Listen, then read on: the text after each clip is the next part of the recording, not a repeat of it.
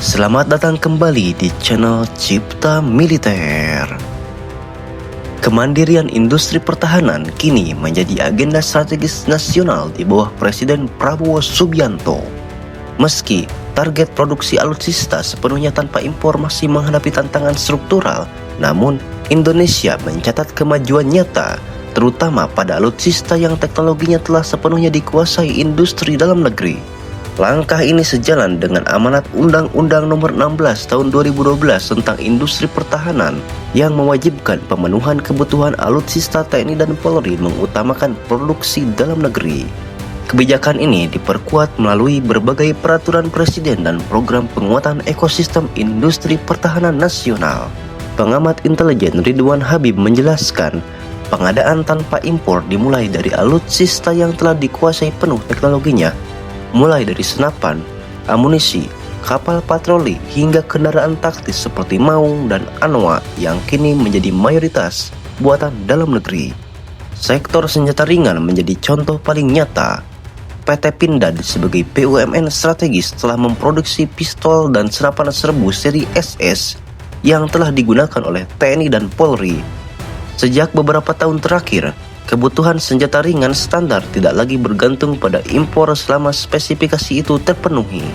Di sektor amunisi, Pindad juga meningkatkan kapasitas produksi secara signifikan dari 225 juta butir per tahun, kini mampu mencapai 400 juta butir dan ditargetkan naik hingga 600 juta butir per tahun melalui modernisasi mesin dan investasi pabrik. Tak hanya itu, kemandirian suku cadang juga terus diperkuat. Banyak komponen pesawat, kapal, dan kendaraan tempur kini diproduksi oleh industri dalam negeri dan UMKM Mitra Defense ID, sehingga perawatan alutsista tidak lagi bergantung pada pasokan luar negeri.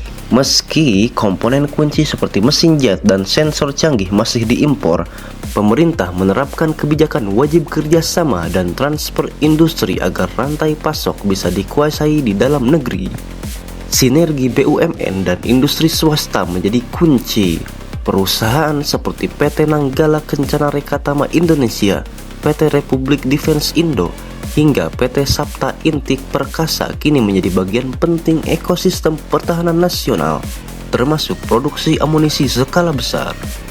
Dengan kebutuhan nasional mencapai miliaran butir per tahun, kehadiran industri swasta menjadi faktor krusial untuk menghapus ketergantungan impor.